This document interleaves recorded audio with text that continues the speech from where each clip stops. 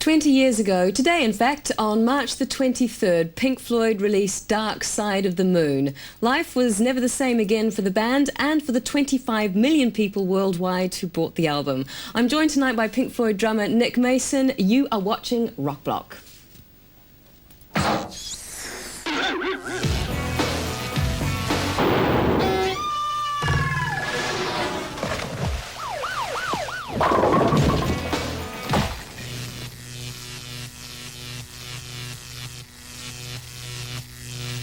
Welcome to MTV's RockBlock and welcome to Pink Floyd drummer Nick Mason. We're going to be discussing Dark Side of the Moon, perhaps one of the most important rock albums to be released. That's later on in the show. But first up, we're going to talk about some of your favourite music. And we have John Lennon and the Beatles down. And I just wondered if the Beatles were an influence at all on Pink Floyd.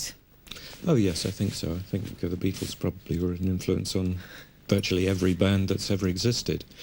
And I still clearly remember sort of being taken in to meet them when we were recording our first album, Piper at the Gates of Dawn, at Abbey Road, and they were recording Sgt. Pepper.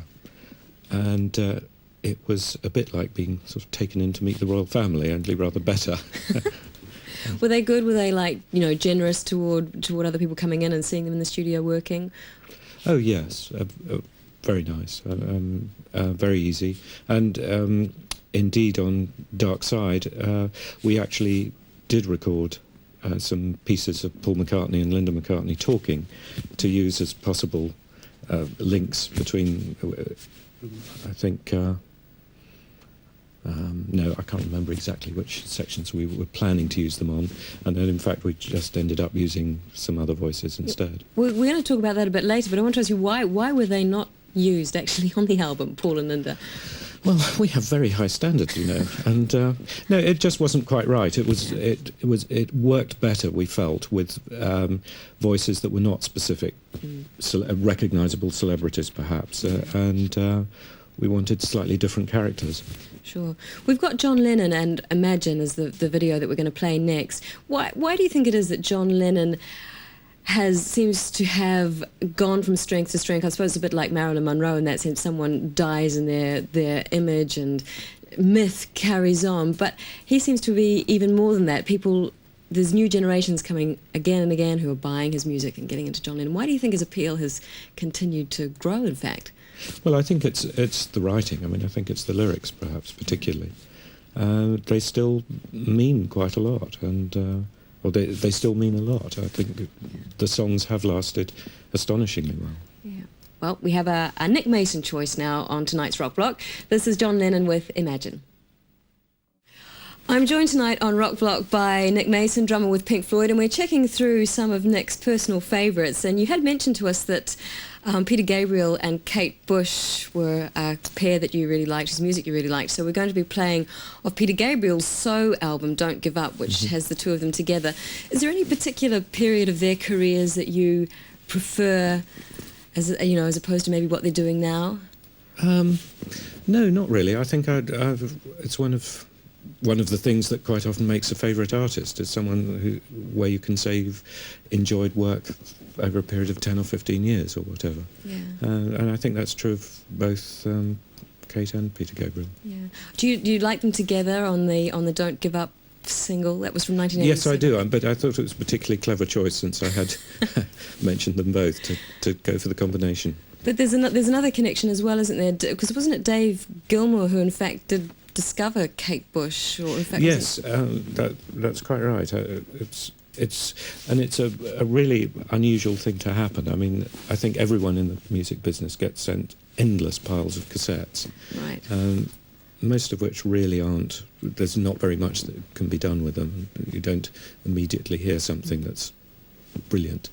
I'm sure most of us would probably pass over the Beatles and if given the chance. Right. But in the case of Kate Bush, she sent in some tapes and it was immediate that there was something special there. Yeah. Do you yourself get sent, do people sort of think about Pink Floyd, or send them a tape because they might just pick up on me and pass it on to the right person in the right place? Or? Yes, they do. I mean, I think it's a last resort because, in fact, It's much better to write to the record companies or publishing companies and so on. Yeah. But if there's a contact, I think people sometimes think, yes, this might be a good route to go. Right. Have you ever worked at Peter Gabriel's studios in Bath? No, I haven't. Yeah. They're meant to be state of the art. You're working on an album at the moment. What studios and whereabouts are you working with this one? So far we've split the work between Britannia Row in Islington and a studio that Dave's built on a houseboat on the Thames. Rather idyllic setting to work from, I should imagine. It's terrific. I mean, I think it's so easy to go into these sort of underground vaults and become what someone described as a cave shrimp. And, I think it's better for the music to work in an atmosphere that actually has some contact with the outside world. And when can we as fans expect a new album? Well, you as fans can. When can we as the band expect it? I think we should ask that. We'd love to get it finished this year, but yes. However many ideas one has, records always seem to take longer than you expect to make. Well, here's to the end of the year then. Let's take a look at Peter Gabriel and Kate Bush with Don't Give Up. This is RockBlock, and tonight I'm joined by Nick Mason from Pink Floyd, and we're checking through some of Nick's personal favourites. And you mentioned Aha, Take On Me, which is now a classic, I guess.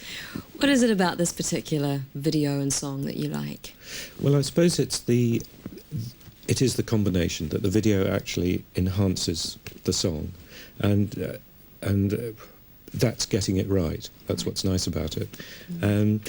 The drawback, as I'm sure lots of people have discussed, is that once you attach a visual idea to a song, you can sometimes detract from it. And probably the best example ever is The Sorcerer's Apprentice, that whenever you hear that piece of music, you always think of those brooms walking along with buckets of water, and you're sort of locked into it. But what's so nice about this is that the video can be watched again and again and again, and it's still entertaining, still interesting. Yes, it's a perennial here on the channel. Everyone, every once in a while it comes back and you've got to see it again, and everybody still says, wow, how do they do that? Doesn't that look wonderful?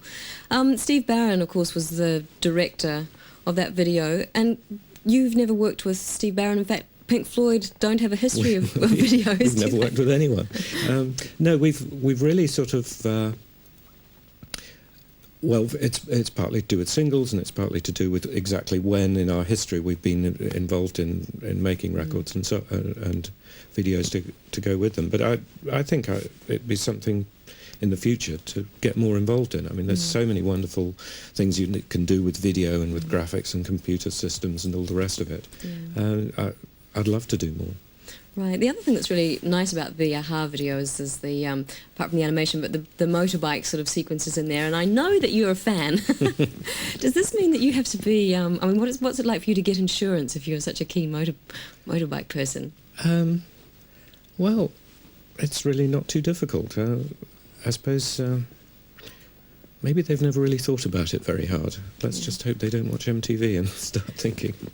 What put you onto motorbikes? Did you get put off cars through some... I adore cars, but I live in London and they don't mix. And I think the convenience of being able to ride into the West End, park the bike, is just terrific. And as I say, the only drawback really is that you get treated as a scooter messenger. Yeah. Wow. Well, we're going to get on our bike now for Aha and Take On Me. We're continuing to check out how Nick Mason from Pink Floyd would program the first half of tonight's Rock Block, and I see that Dire Straits is on your list. We've got Brothers in Arms coming up. Why Dire Straits? Well, primarily because I like the songs and I like the lyrics, and secondly because Mark is very keen on motor racing and motor cars, and therefore is a thoroughly good chap. Has to be, doesn't he?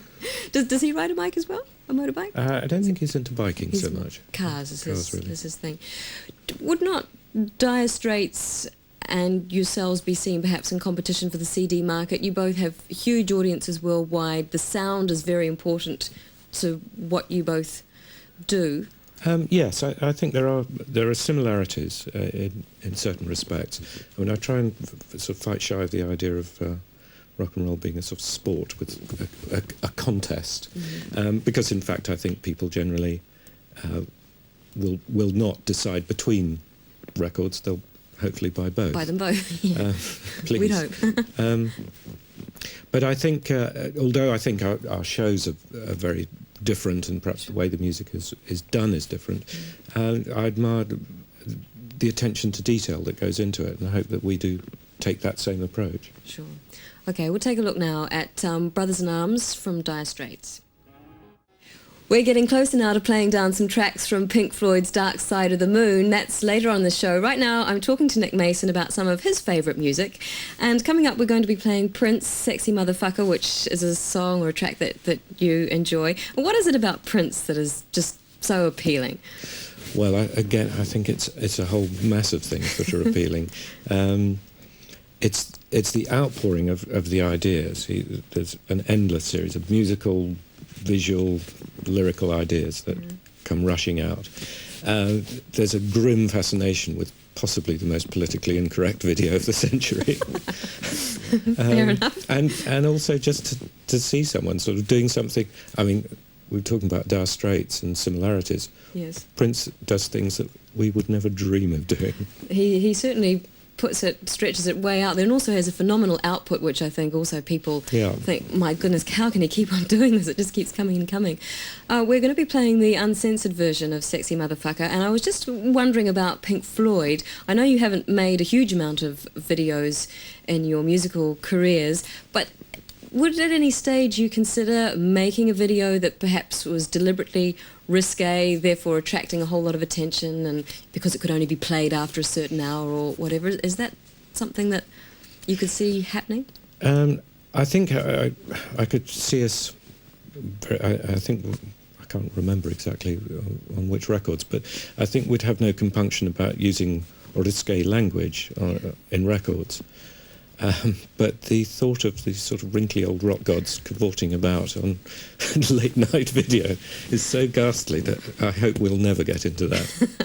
I know, they still keep up with Sting, I think, is the one man who still likes to have glorious younger women in his videos. Not that they're particularly risque, but something that he works on. Well, so we're not going to see the Pink Floyd exposed version after midnight on MTV. It's not planned at the moment, but maybe, if I keep working on the moves, it could happen. Okay, we're going to take a look at Prince now. He's a man who certainly can do it better than most anyway, with Sexy Motherfucker.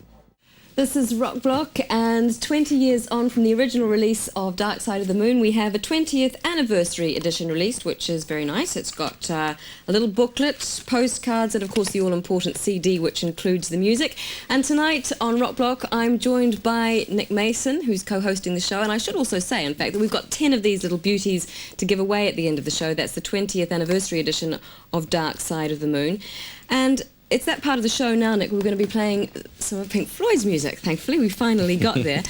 When you were working on Dark Side of the Moon, did you have any intimation at all that you were going to be writing perhaps one of the biggest selling albums in British history, or an album that would stay on, as I have read, the American Billboard charts for a total of 14 years? No, I mean, absolutely not. I think if we'd known that, we'd probably have failed to get anything done at all. It would just have been such a weight of sort of importance resting on it.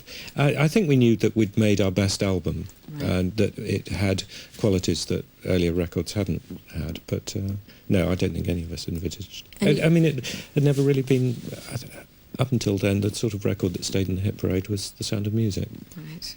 That's amazing, isn't it? 14 years in the American Billboard charts. I mean, that's, no one can catch up to that. It's an incredible record. Did you weren't obviously deliberately setting out then to write an epic or to make an epic. It was just the follow-on from Medal. Absolutely. No, it started with a collection of songs and then developed as an idea into linking the songs and then writing more songs to fill the story, to fill the idea out. Right. In fact, some of the ideas for the start of this happened in your kitchen, so I read. My kitchen, yes. What was the story behind that? Have that kitchen taken out and put in a museum. Exactly.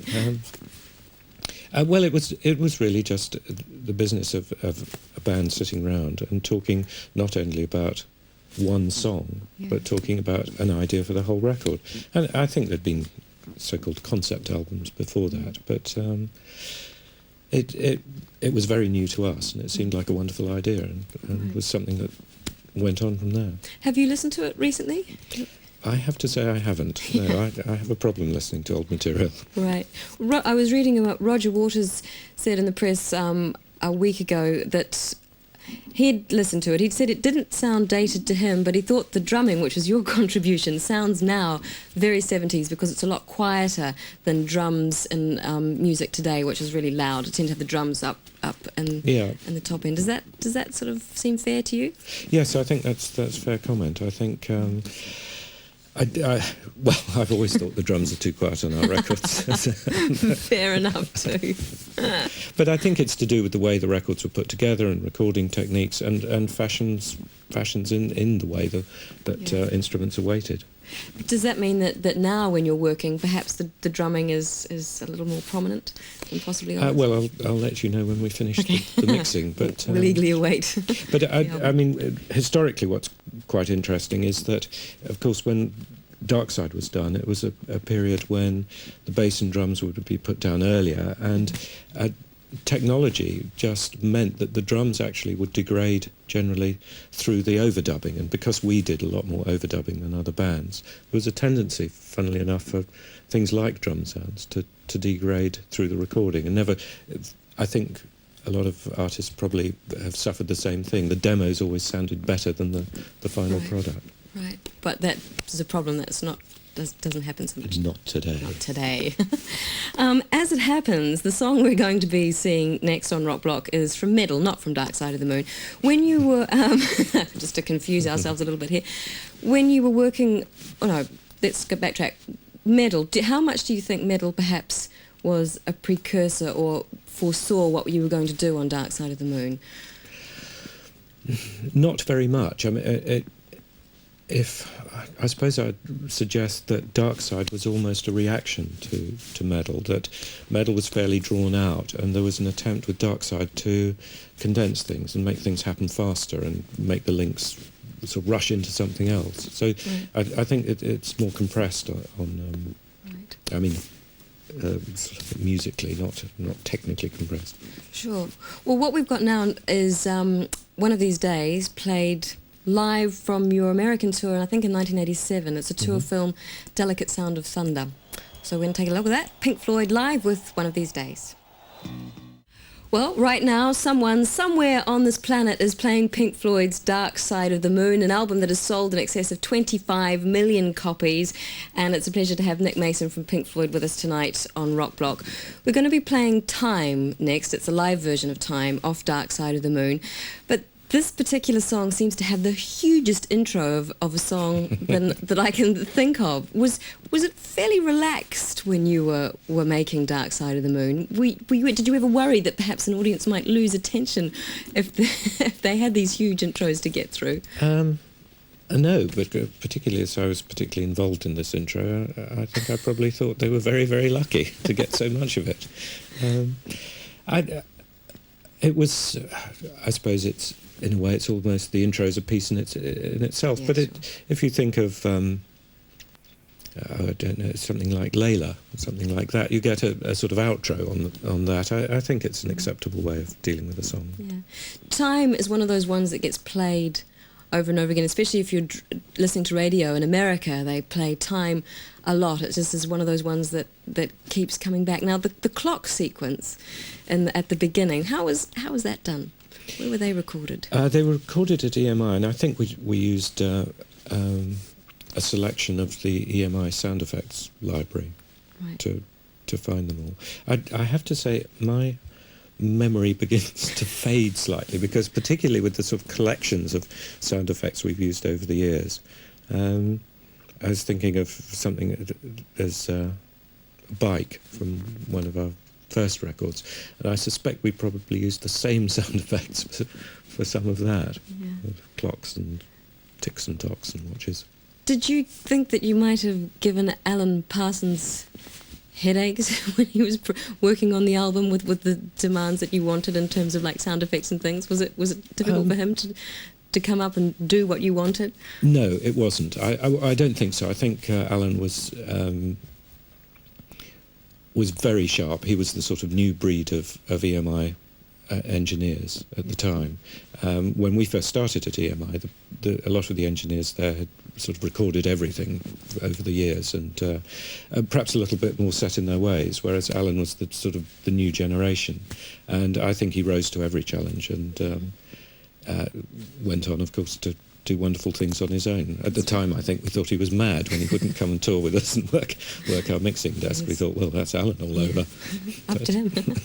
What about the voices on the album? Everybody talks about the voices. They obviously augment the themes that link the album, you know, aging, death. There's kind of a gloomy bent to Dark Side of the Moon, really, when you look at it as a whole. But the voices that link it and pop up every now and then, where did they come from, and what was the story behind those? Well, we drew up a list of questions that we thought were relevant to the album, and then we tried to put all the people we had round us at the time into the studio on their own, simply pick up the card, read the question and answer it.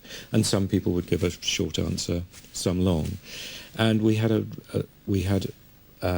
people who worked at Abbey Road at the time answering the questions. We had people who worked for us, road crew and so on. We had Paul and Linda and Henry McCulloch, who were working in the studio next door. Our manager. It was sort of people who were around at the time. It was all done within a sort of 4-hour period, so it wasn't as though we went out and auditioned people for this. Right. And we then took the ones that we felt were the most relevant or the most interesting, and there's one particularly. There's probably two most notable voices. One is, no, as I say it, I hear myself going, gone. Three. I think particularly of, there was a road manager who was known as Roger the Hat, right, who had a story about some driving experience where someone had cut him up at a traffic lights or something. Yes. And he's described it was the question about when did you last hit someone, and he uses the phrase to describe it. He said the man was rude. He was very rude, but retribution was at hand. And then, perfect. So something like that just has to be used. It's so good. And then Henry McCulloch and his wife, I think they'd had a fight the day before, so they were both very good on the subject of violence. And the other one was Jerry the Doorman, who was at EMI for years, and he came up trumps. Yes, he came up trumps. He's the one who says there is no dark side of the moon. Oh, right. Yeah. What do you think Roger was actually trying to achieve with the lyrics on the album? What was he going for? Well, I think it was to do with the discussion that we'd had, that this was an album about pressure and about life, and so in a way the band had already preset the ideas that were going to be explored in the songs, which was a very nice way of tackling it. Yeah. Well, 25 million people plus. Well, we're not sure if it's 25 million people or whether at least 5 million have got 2 copies. Or our producers got 3 or more, we know that for sure. So it appeals to people with short-term memories. Well, this one is for them. This is Time, played live by Pink Floyd. I'm joined tonight on RockBlock by Nick Mason of Pink Floyd. We're talking about Dark Side of the Moon. Now, this, more than any other album, seems to be the start of what came to be known as the concept album, and Pink Floyd almost to represent the dinosaur band. Do you think this is fair to say that this album was the beginning of that, I guess? I think it's fair, and it's probably a compliment.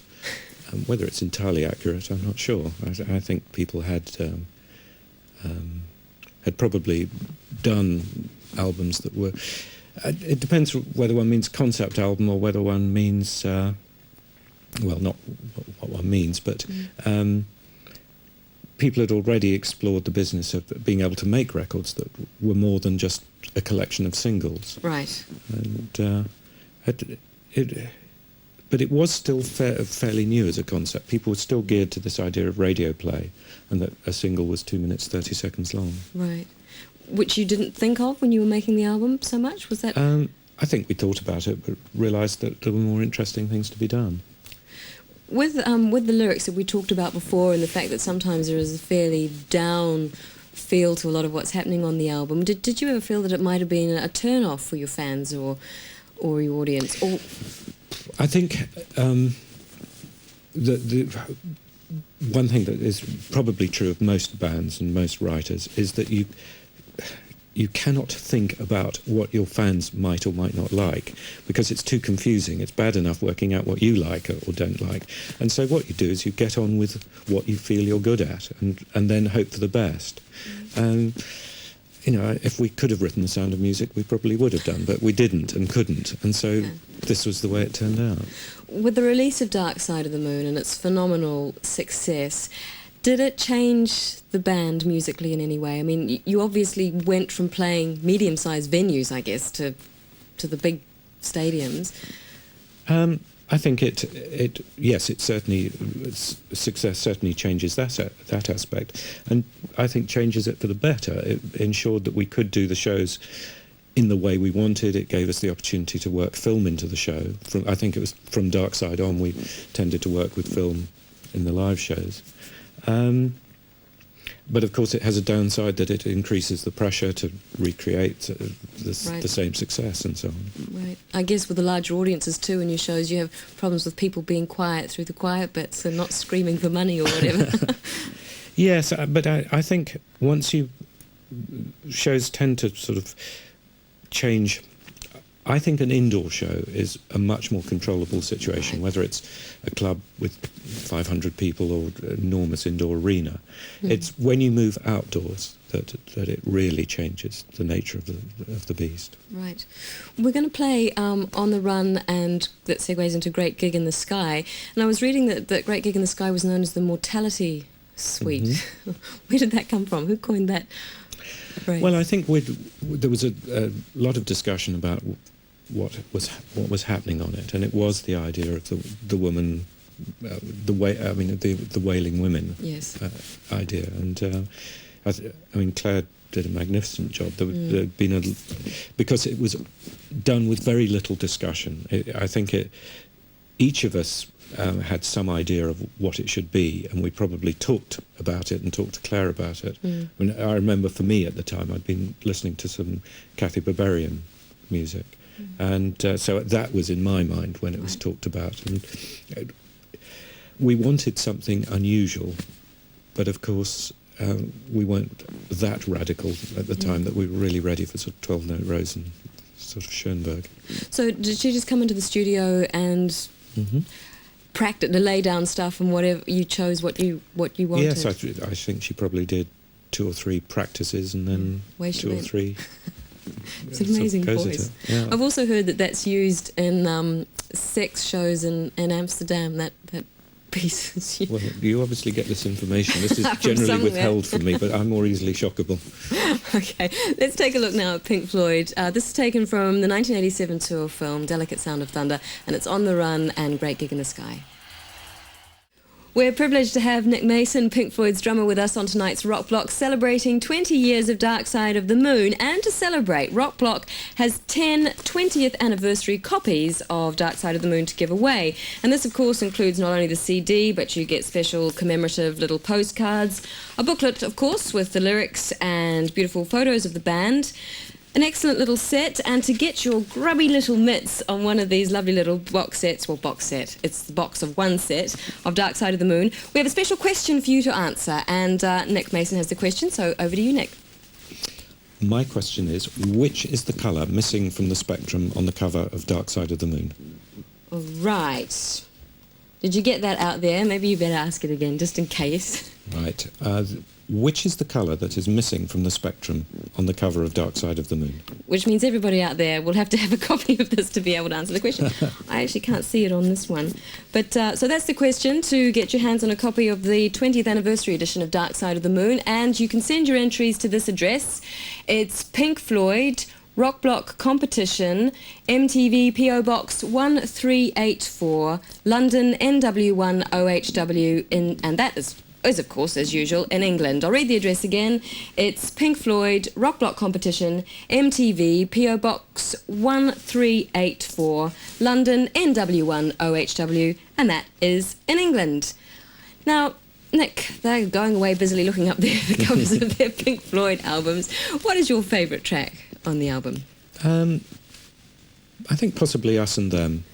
It's I like the music, and it has sort of strange memories because it originally was designed for a piece of music for Zabriskie Point, the Antonioni film. Yes, yeah. And when we were working on that, the original idea of it came out there.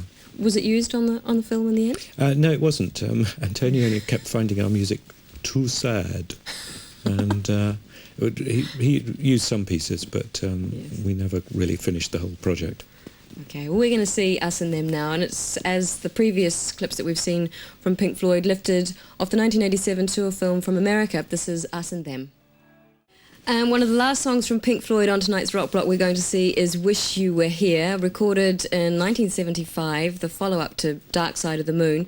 Was it a strain for you guys to follow up such a successful album? Yes, it's always difficult to follow successful albums, but I think with the music business or lots of other businesses, the ladder, the rungs are equally spaced on the ladder. Everything's difficult. Getting the first recording deal, getting the first record out, that being a hit, making the first album, and so on and so forth. So it's just another problem. All you can do is carry on doing what you think is best, not trying to second guess what your public would like. Right. And sort of, you do have the advantages that after a successful record you have access to more studio time, and you probably have more time to work anyway. Yes. Roger Waters has been quoted as saying that Dark Side of the Moon is his favourite album. Dave Gilmour has said that Wish You Were Here is his. What's yours? Do you have a favourite from your back catalogue? I suppose Dark Side of the Moon for me. I think the atmosphere making the record was probably the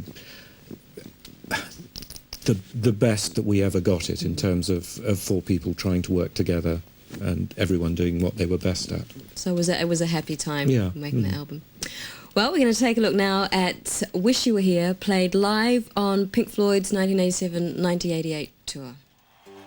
And it's been a great show with thanks to Nick Mason. Don't forget we've got a competition, and here's to 20 more years of Dark Side of the Moon. Thanks for being on the show. Good night.